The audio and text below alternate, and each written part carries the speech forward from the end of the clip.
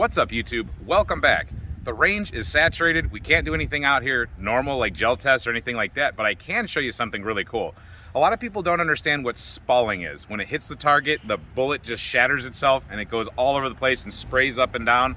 They're not able to visualize that because unless you put up cardboard or something, you usually can't see it that well. One thing I've learned here on this flooded range we always have is that it shows you spalling really well. So what I'm gonna do is start out with a .40 caliber handgun, the Smith & Wesson M&P 40, and I'm gonna shoot that target and we're gonna see what the spalling looks like on the water underneath it.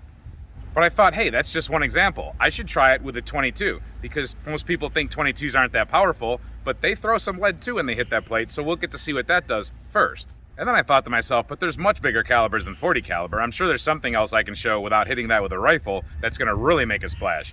That's where the 500 Magnum comes in. We've been shooting this a lot, but I know right now if I hit that plate with it, it's gonna make a mess out of that water. So that'll be last. So 3 handguns versus that plate in the water. Let's see what kind of a spray up we get from all this spalling. And basically this is just a PSA.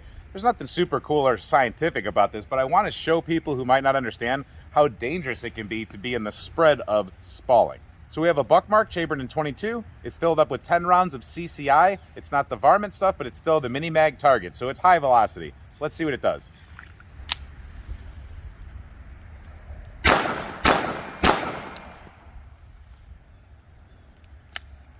Rimfire sucks.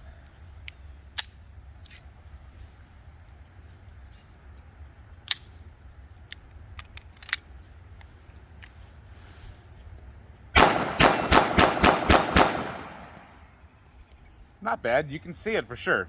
Now those little pieces of lead, they will get you, especially if there's a copper jacket around it. That's actually worse. A lot of times the lead will powder or turn into very fine pieces.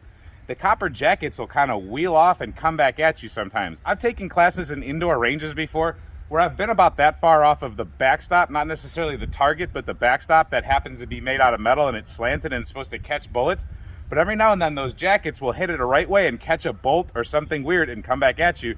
And I've actually had like copper pieces embedded into my neck. My one friend, I tell him all the time, I'm like, you shot me in my throat. I seriously carried a piece of copper jacket around in my throat for 2 weeks before it finally worked its way out. I couldn't understand why I had a pimple that wouldn't go away, and it was a piece of lead or copper. Anyway, 40 Smith & Wesson, I think that this is gonna make a pretty good splash compared to the 22.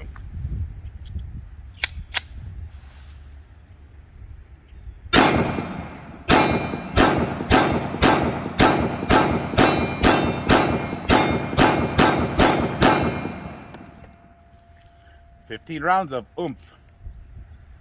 It's still rippling. Now, on to Smith & Wesson 500 Magnum. Now, I've got this loaded up with 2 different cartridges because I think this might be a little interesting. The first one is an XTP mag, so it's lead with a copper jacket, and it's gonna hit that thing and shatter. But the next one is a Barnes XPB hollow point solid copper. That's not gonna shatter like your typical lead, so we're gonna get back a little bit for this, and I think we're gonna see 2 different things. I'm not sure, but this might be cool. So first up is gonna be the lead, and I know it's gonna make a splash.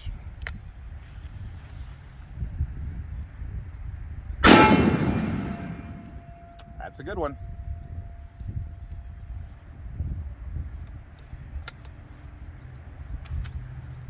But now let's see what happens with solid copper. I was wrong, it still splashed the crap out of that thing.